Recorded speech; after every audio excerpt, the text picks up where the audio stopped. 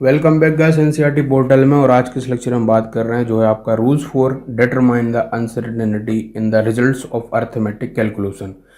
इस टॉपिक में हम जो जानने वाले हैं वो सिंपल चीज़ है, वो ये है कि किस तरह से जो भी हमारे क्या आएंगे अब अनसर्टेनिटी आएंगी। अनसर्टेनिटी का मतलब ये है कि जो हमने भाई पिछले लेक्चरों में पढ़े थे एरर्स वगैरह, तो जब हमारे क्या होंगे किसी भी जब कैलकुलेशन में एरर्स आएंगे तो इनको हम सिग्निफिकेंट फिगर के ध्यान में रखते हुए या उसमें किस तरह से हम राउंडिंग ऑफ करेंगे, उनको किस तरह से करना है, बस वो ही हम जानेंगे। तो बिल्कुल सिंपल से यहाँ पे आपको बताया गया है कि भाई किस तरह से जब हम एरर को लेंगे साथ साथ में तो हम सिग्निफिकेंट के रूल्स उसमें किस तरह से लगाएंगे, या जो भी अर्थमेटिक कैलकुलेशन होती है प्लस माइनस करना, एडिशन करना, सब्ट्रैक्शन करना, वो किस तरह से करेंगे वो ही आपको यहाँ पे बताया गया है। सिंपल से दो तीन आपके रूल्स यहाँ पे हैं और उनको जरा देख के यहाँ पे ये क्लियर आपके लिए हो जाएगा।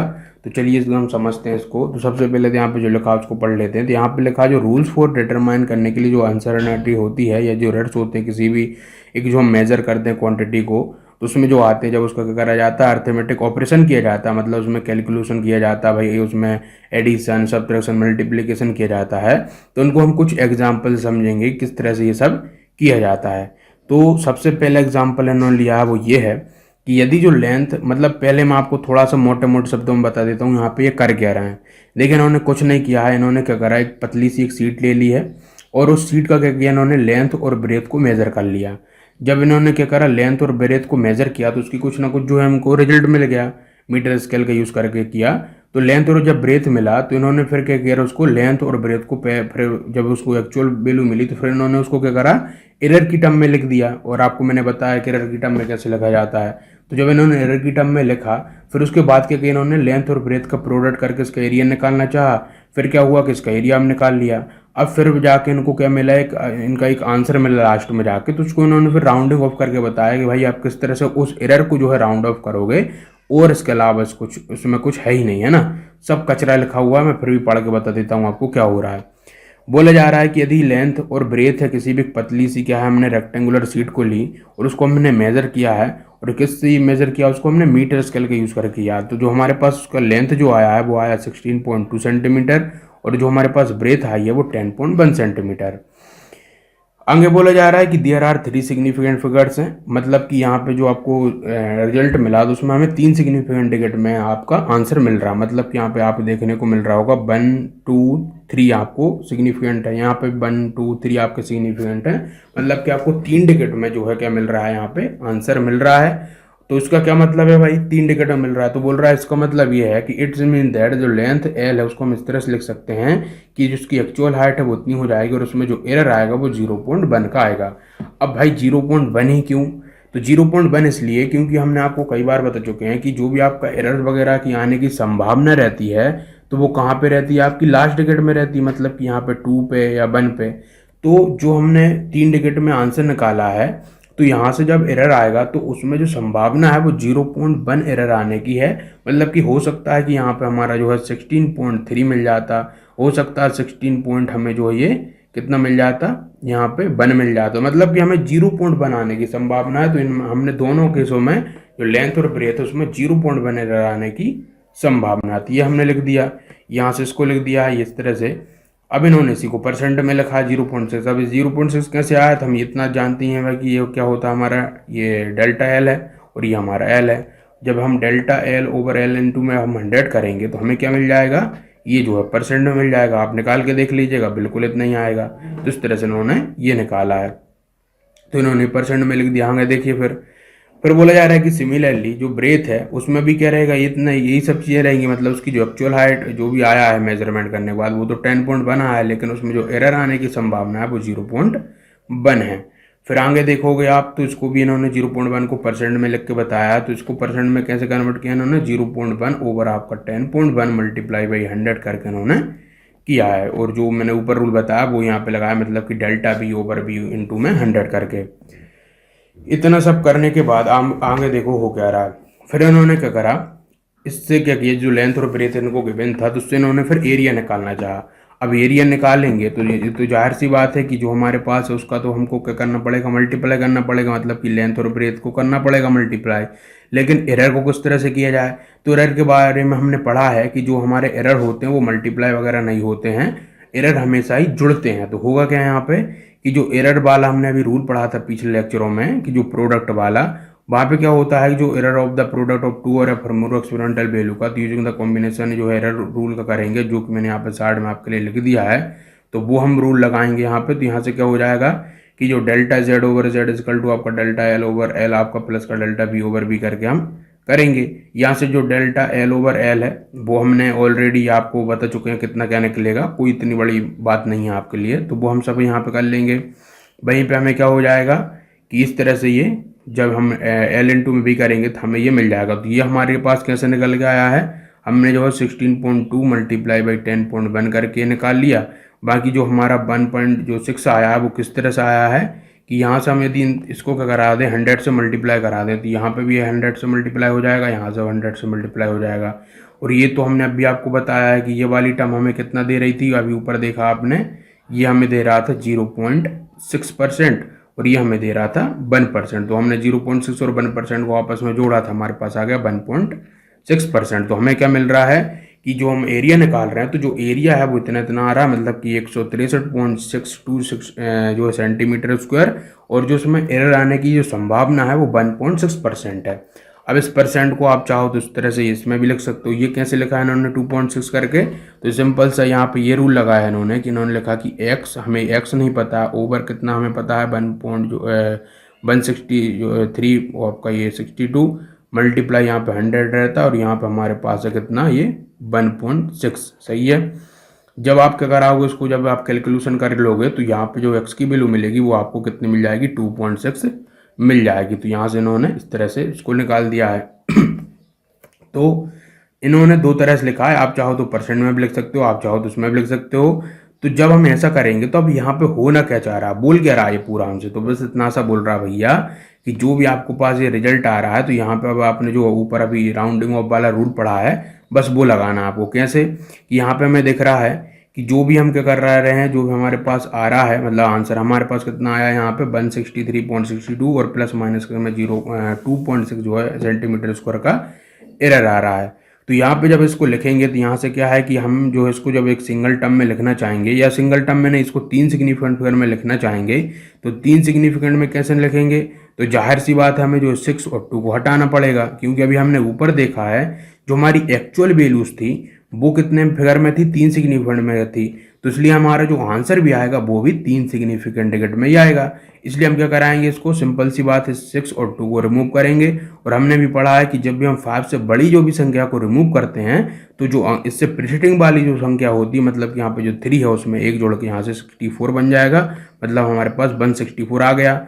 उसी तरीके से यहाँ पे वही होगा कि यहाँ पे जो भी हमारे पास ये जो वैल्यूज आ रही थी उनको आप देखोगे ध्यान से, जैसे कि आपका 0.1 आ रहा था, या फिर यहाँ पे 0.1 आ रहा था, तो यहाँ पे कितने सिग्निफिकेंट फिगर थे आपके 1 सिग्निफिकेंट फिगर था। इसलिए जो हमारा एरर है उसको भी हम 1 सिग्निफिकेंट फिगर में लिखेंगे, मतलब कि हमारा जो 2.6 है इसमें कि 2 सिग्निफिकेंट है, तो हम क्या कराएंगे इसको 1 सिग्निफिकेंट फिगर में बदलेंगे। इसलिए क्या करेंगे, यहाँ से हम 6 को रिमूव करेंगे, और चूंकि 6 जो है 5 से बड़ा है, इसलिए क्या होगा, जो उसकी प्रीसीडिंग वाली संख्या जो कि 2 है उसमें एक डिजिट बढ़ जाएगी, यहाँ से हमारे पास ये बन जाएगा 3 करके। तो इतना सा होना था, और पूरा जो है आपको फालतू इतना सा लंबा चौड़ा बताया, कोई मतलब नहीं है, सिंपल सी वो इतनी सी चीज़ बताना चाह रहे थे आपको कि जो आपका भाई ओरिजिनल रिजल्ट है या फिर जो ओरिजिनल डाटा है वही क्या हो जाएगा आपका आगे चल के, जब आप उसका जो आंसर लिखोगे तो वही की वही चीज़ आपको क्या करना है उस रिजल्ट में भी करनी है। मतलब कि जैसे ओरिजिनल डाटा 3 सिग्निफिकेंट फिगर का था, तो आपको जो आपका डाटा मिलेगा या जो भी रिजल्ट मिलेगा वो भी 3 सिग्निफिकेंट में रखना है, चाहे वो आपका एरर हो चाहे वो आपका कुछ भी हो। तो मतलब कि उसको जितने सिग्निफिकेंट में आपको जो डाटा का बन रहेगा वो सिग्निफिकेंट फिगर में आपको वो रिजल्ट लिखना होगा। बस इतनी सी चीज़ यहाँ पे आपको बोली जा रही थी। इसलिए जो हमारा आंसर आया वो 164 जो है प्लस माइनस का 3 यहाँ से ये आ गया है। यहाँ पे 3 सेंटीमीटर स्क्वायर क्या है, वहाँ पे अनसर्टेनिटी है या फिर एरर है in the estimation of area of rectangular sheet का। सिंपल है, बिल्कुल समझ आया होगा। जरा दूसरी चीज देख लो भैया, दूसरा रूल बिल्कुल आसान है और ये बोलता है कि if a set of a experimental data is specified to N N significant figure. बोल रहे हैं कि कोई भी हमारे पास क्या है एक्सपेरिमेंटल डाटा, जो भी हमने ऊपर भी बात करी उसी तरीके से, तो वहाँ पे क्या है वो स्पेसिफाइड है कि उसमें एन सिग्निफिकेंट फिगर्स हैं। अब एन सिग्निफिकेंट फिगर जैसे कि अभी आपको क्या था डाटा के बेन जैसे लेंथ और ब्रेथ था। अब लेंथ ब्रेथ में आपको क्या स्पेसिफाइड था कि वो 3 सिग्निफिकेंट फिगर के थे। तो आगे फिर बोला जा रहा है कि जो रिजल्ट आपको ऑब्टेन होगा बाय कंबाइनिंग उस डाटा को करने से, जैसे हमने अभी इनको प्रोडक्ट करा, तो बोल रहे हैं कि also be valid to N insignificant figure, मतलब कि आपको जो भी आंसर लिखना होगा तो वो भी इनसिग्निफिकेंट फिगर में ही लिखना होगा। मतलब वही चीज़ है जो अभी हमने ऊपर देखी थी कि जैसे लेंथ और ब्रेथ हमें 3 सिग्निफिकेंट फिगर में गिवन थी, तो हमने जो हमारा डाटा है, जो रिजल्ट आया है, उसको भी 3 सिग्निफिकेंट फिगर में ही लिखा। तो ये हमसे दूसरा रूल बोलता है, बोल सकते हैं कि हमारा इस एग्जाम्पल को जो हमने ऊपर पढ़ा है उसको ही समाप्त करा है इन्होंने। ये किस में होता है आपका, ये जब होता है कि जब हमारा क्या हो, एक डाटा हमें गिवन हो और उसमें ये स्पेसिफाइड हो कि उसमें एन सिग्निफिकेंट फिगर हैं, तो जो हमारा रिजल्ट आएगा, ये जो रिजल्ट हमें ऑब्टेन होगा उसको कंबाइन वगैरह करने पे या प्रोडक्ट वगैरह करने पे, तो उसमें भी हमारा क्या हो जाएगा, जो सिग्निफिकेंट होगा वो एन ही होगा। लेकिन अब आगे बोल रहे हैं कि हाउएवर, हालांकि if the data are subtracted, लेकिन ये तो बात हो रही है कंबाइन हो रहा डाटा, लेकिन डाटा यदि क्या हो, सब्ट्रैक्टेड हो, तो वहां पे जो नंबर ऑफ सिग्निफिकेंट फिगर रहते हैं वो हमारे रिड्यूस्ड हो सकते हैं। कैन भी लिखा, मतलब हो सकते हैं, जरूर नहीं है हो, लेकिन हो भी सकते हैं, ऐसा हो सकता है। आप कैसे, जैसे अभी एग्जांपल अभी नीचे ही आने वाला आपके लिए, जैसे कि यहाँ पे बोला जा रहा है फॉर एग्जांपल के लिए आपका कि 12.9 ग्राम है आपके पास, और उसमें से आप माइनस कर रहे हो 7.06 ग्राम को। यहाँ पे हमको दोनों ही दिख रहे हैं, ये दोनों हमारे पास क्या है, 3 सिग्निफिकेंट फिगर के। यहाँ पे लिखा भी है कि बोथ स्पेसिफाइड हुआ 3 सिग्निफिकेंट फिगर है। लेकिन आगे बोला जा रहा है कि कैन नॉट प्रोपरली बी एवोलेटेड, ऐसा 5.84 ग्राम बोला जा रहा है कि जब इसको आप क्या कराओगे, माइनस वगैरह करोगे, तो ये जरूरी नहीं है कि आप क्या कराओ उसको जो है 5.84 ग्राम करके लिखो, बट ओनली ऐसा 5.8 ग्राम लिखा जा सकता है। क्योंकि as the uncertainty in the subtraction और addition combine in a different fashion smallest number of decimal places rather than the number of जो है significant figure in any of number added और सब्ट्रैक्टेड। मतलब इसमें ये है भैया कि जो हमने अभी ऊपर पढ़ा था कि जब भी हमारी कोई भी क्या होगी क्वांटिटी सब्ट्रैक्ट वगैरह होती है, एडिशन होती है, तो वहां पे हमारे लिए क्या ध्यान में रखने वाली चीज होती है कि वहां पे हम सिग्निफिकेंट को ध्यान में रखते हैं। वहां पे हम रखते हैं कि वहां पे smallest number of decimal places, जैसे कि यहाँ पे स्मॉलेस्ट जो हमारा नंबर ऑफ सिग्निफिकेंट है वो कितना था यहाँ पे हमारे पास, तो यहाँ पे दिख रहा है हमारे पास था 1 भाई। इसलिए जो हमारा डाटा होगा वो 5.84 ना होगा, हमारा क्या हो जाएगा 5.8 होगा। क्योंकि जब एडिशन या सब्ट्रैक्शन कराते हैं उसमें हम स्मॉलेस्ट नंबर ऑफ क्या देखते हैं, डेसिमल प्लेसेस देखते हैं, किसके अलावा, उस नंबर ऑफ सिग्निफिकेंट फिगर के अलावा। कोई भी नंबर जब ऐड या सब्ट्रैक्ट हो रहा हो, तो ये हमने अभी ऊपर ही पढ़ा था और वो यहाँ पे आपको फिर से स्पेसिफाई कर दिया गया है रूल की तरह। बिल्कुल क्लियर है ये बात आपको। आगे देखते हैं जरा। तो यहाँ पे लिखा भाई कि जो relative error of a value of a number specified to N significant figure depend not only on N but also on number itself. अब इसका क्या मतलब है भैया, इसका मतलब ये है कि जो भी रिलेटिव एरर होता है आपका, रिलेटिव एरर मतलब हमने अभी देखा था जैसे डेल्टा एल ओवर एल करके आ रहा था, तो उसे हम रिलेटिव एरर बोलते हैं। तो जो रिलेटिव एरर होता है ऑफ अ वैल्यू का, ऑफ अ नंबर, कोई भी एक नंबर जो स्पेसिफाइड है उसमें जो सिग्निफिकेंट फिगर्स हैं, तो वो जो है आपका डिपेंड नहीं करता, मतलब कि जो सिग्निफिकेंट रहता है वो depend not only on N पे, मतलब कि वो कितने नंबर है उसमें, उस पर डिपेंड ना करके उस वो कितना नंबर है उस पर भी डिपेंड करता है। अब इस एग्जांपल को बहुत अच्छे से समझना, क्योंकि ये बहुतों को कंफ्यूज करता है और उनको कुछ भी समझ नहीं आता। मैं पूरा बताऊंगा आपको, बिल्कुल आपको समझ आ जाएगा। इस का मतलब ये है कि जैसे फॉर एग्जांपल के लिए जो हम एक्यूरेसी ले रहे हैं, एक्यूरेसी मतलब आप समझ सकते हो एरर वगैरह जो भी मेजरमेंट में आ रहा है, तो जो एक्यूरेसी है मेजरमेंट में, वो किसी भी हम मास का मेजरमेंट कर रहे हैं जो कि हमारे पास था 1.02 ग्राम करके, तो उसमें जो एक्यूरेसी है वो कितनी है, प्लस माइनस की 0.01 ग्राम है। वेयर एस एक अनादर हमने क्वांटिटी ली है ना, मतलब मेजरमेंट के लिए, तो वेयर एस अनादर मेजरमेंट हमने लिया है कोई भी मास का जो कि था 9.89 ग्राम करके, जो कि क्या ऐसा था आपका आल्सो एक्यूरेट था किसका आपका, मतलब उसमें भी जो एक्यूरेसी थी वो 0.01 ग्राम की थी, मतलब जो एरर आएगा तो वो आपका 0.01 ग्राम का आ सकता है। अब आगे देखो, यहाँ से जब हम इसमें रिलेटिव एरर निकालेंगे, तो हम जब इस पहली क्वांटिटी का यूज़ करके रिलेटिव एरर लगा लेंगे, मतलब कि 1.02 का जो निकालेंगे, तो जो रिजल्ट में आपको जो क्या मिलेगा, जो आपको एरर मिल रहा है, रिलेटिव एरर मिल रहा है, इस वाली क्वांटिटी को हमने लिया तो 1% मिल रहा है। लेकिन यहाँ पे बात क्या याद रखनी है कि जो हमारे पास में जो एरर आ रहा था, जो एक्यूरेसी आ रही थी, वो दोनों में ही सेम थी, है ना, क्या था दोनों में ही सेम थी, लेकिन इसमें कितना आया 1%। अब आगे देखो, उसी तरीके से जो रिलेटिव एरर आया, जो हमने ये वाला नंबर लिया, तो उसमें जो आया वो हमारे पास 0.1% आ गया। तो यहाँ पे हमारे क्या समझ आ रहा है कि ये जरूरी होना जो नहीं है कि वहाँ पे क्या है आपके सिग्निफिकेंट फिगर जो है समान है या नहीं। मतलब कि जैसे यहाँ पे तो सिग्निफिकेंट समान थे, देखिए ये भी 3 सिग्निफिकेंट फिगर का था, ये भी 3 सिग्निफिकेंट फिगर का था, इसमें भी जो एक्यूरेसी थी वो भी सेम थी, इसमें भी एक्यूरेसी सेम थी। लेकिन डिफरेंट नंबर होने के कारण, जैसे कि यहाँ पे जो नंबर था वो 1.02 था, लेकिन यहाँ पे 9 था,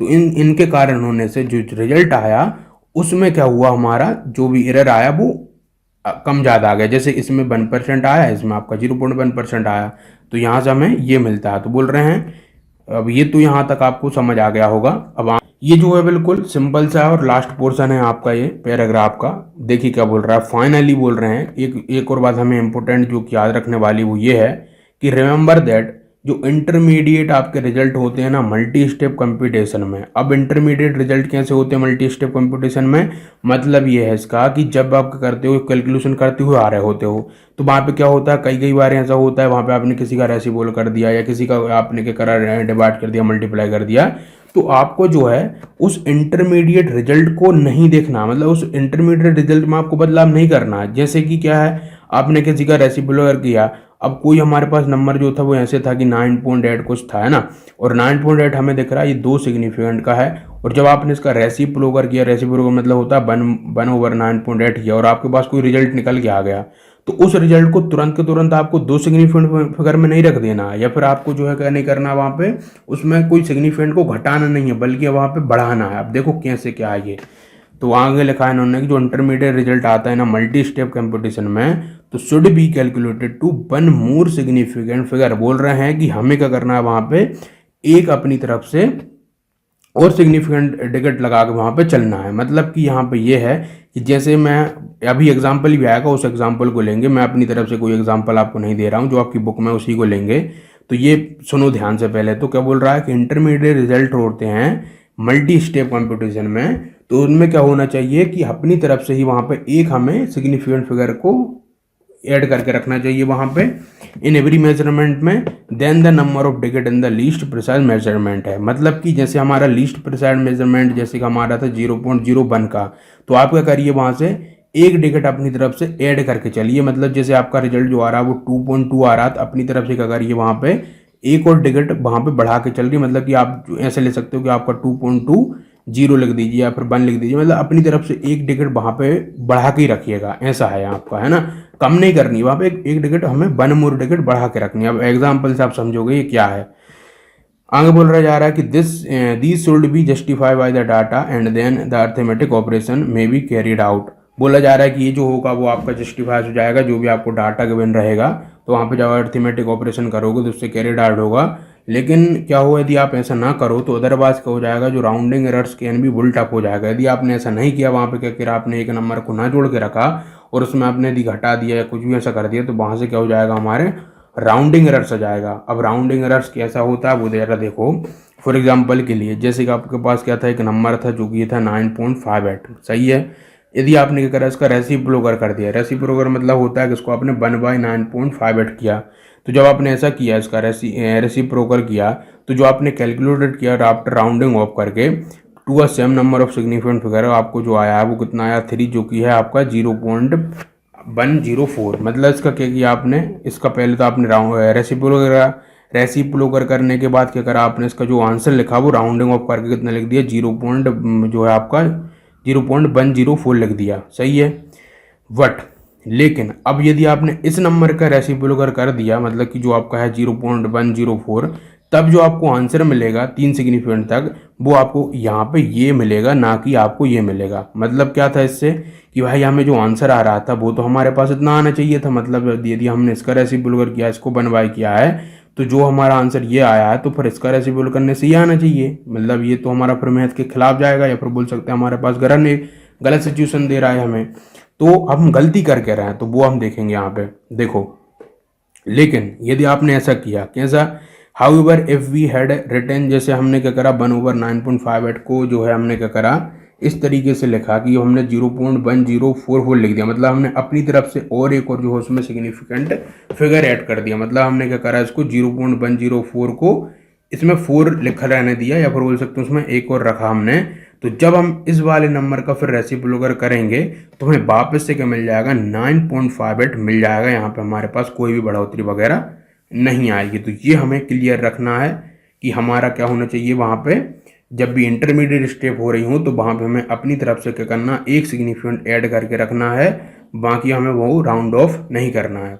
आप इसको जो है कैलकुलेटर में करके देखोगे तो आपको पता चलेगा कि 1 ओवर जो है 9.58 कितना आता है। तो ये जो आता है हमारे पास, मतलब कि 1 ओवर जो है 9.58, तो हमारे पास कितना आता है, ये जो आता है हमारे पास निकल के 0.104 ये 3 ऐसे कुछ आता है हमारे पास, है ना। या बोल सकते हैं इसको थोड़ा और करके हम, कितना आपका, यदि एक्चुअल में बताऊं तो आपका 3.8, और आपको जो कैलकुलेटर में वैल्यू मिलेगी वो बता रहा हूँ, तो इस तरह से ये मिलेगी आपको, सही है। हमको कितना लिखना था, इसको लिखना था हमें 3 सिग्निफिकेंट तक, तो इन्होंने पहले वाले में तो 3 सिग्निफिकेंट तक ही लिखा, तो जान के हमारा क्या हुआ, आंसर गलत आ गया। लेकिन जब इन्होंने क्या करा, इसको 4 सिग्निफिकेंट फिगर तक लिख दिया, तब जाकर हमारा क्या आया, आंसर सही आ गया। तो यहाँ से हमारे लिए क्या सिचुएशन दिमाग में आई कि हमें एक जो है क्या करना है, एक्स्ट्रा सिग्निफिकेंट रखना है। मतलब कि यदि हमारा जो ओरिजिनल डाटा 3 का था तब भी हमें एक्स्ट्रा क्या रखना है, वहाँ पे जो आंसर इंटरमीडिएट स्टेप में जो आएगा वो 4 का रखना है। जैसे कि इन्होंने 0.1044 करके लिखा है, यहाँ से इन्होंने क्या करा, इसको राउंड ऑफ करके ये 4 बना दिया है ना। इस तरीके से ये आपको क्लियर हो गया होगा। आगे बढ़ते हैं। तो ये जो एग्जाम्पल है वो जस्टिफाई कर रहा है कि जो data to return 1 more extra ticket, मतलब बोल रहे हैं जो डाटा हमारे पास है उसमें ये क्या करेंगे, हम एक और टिकट को हम एक्स्ट्रा रखेंगे, तो then the number of digits in the least precise measurement में in intermediate step of the complex multi step calculation in order to avoid the additional errors in the process of rounding off number. मतलब वही बोल रहा है कि हमें क्या करना है, वहाँ पे एक जो है टिकट क्या करना, अपनी तरफ से रखना है। वहाँ पे हमें क्या करना है, जो भी हमारा ओरिजिनल डाटा उससे क्या करना, हमें एक जो है सिग्निफिकेंट टिकट ज़्यादा ही रखना है, जो भी लीस्ट प्रिसाइज मेजरमेंट है उससे ज़्यादा, तब जाके हम कर पाएंगे, अवॉइड कर पाएंगे जो भी एडिशनल एरर आता है उसमें। तो बिल्कुल ये सिंपल चीज़ थी और ये आपको समझ भी आई होगी। मैंने इसमें बहुत काफ़ी टाइम लिया है आपको समझाने के लिए, एक एक बात को, जो कि कई मतलब आपको मिलेंगे यूट्यूब पे बिल्कुल एकदम शॉर्ट में निकाल देते हैं, कुछ भी उनको समझ नहीं आ पाता है आपको और कोई मतलब का नहीं रहता। लेकिन मैंने आपको एक एक चीज़ को जो है ब्रीफली लेके बताया कि भाई किस तरह से ये सब हो रहा है, और ये जो है मैं बोल रहा हूँ बहुत इंपॉर्टेंट था आपके लिए, है ना। तो प्लीज़ जो है लाइक तो अभी कर दो आप, और हमने फिर से बोल देते हैं जो हमारा वीडियो का टारगेट रहता है वो रहता है 150 लाइक का, तो आपको 150 लाइक एबव पहुँचाना है इस वीडियो को। इस लेक्चर में इतना ही रखते हैं। अगले लेक्चर में हम लेंगे वो है आपका डायमेंशंस ऑफ जो है फिजिकल क्वांटिटीज़, और उसके बाद ये आपका हो जाएगा पूरा चैप्टर एंड, और उसके बाद हम चैप्टर 3 की ओर बढ़ेंगे। तो इस लेक्चर में इतना ही रखते हैं। यदि आपको कोई भी छोटा सा डाउट गया हो तो प्लीज़ कमेंट बॉक्स में लिख दीजिएगा। बाकी मैंने मेरी तरफ से आपको पूरा कोशिश करा है इसको समझाने की, है ना। तो थैंक यू वेरी मच।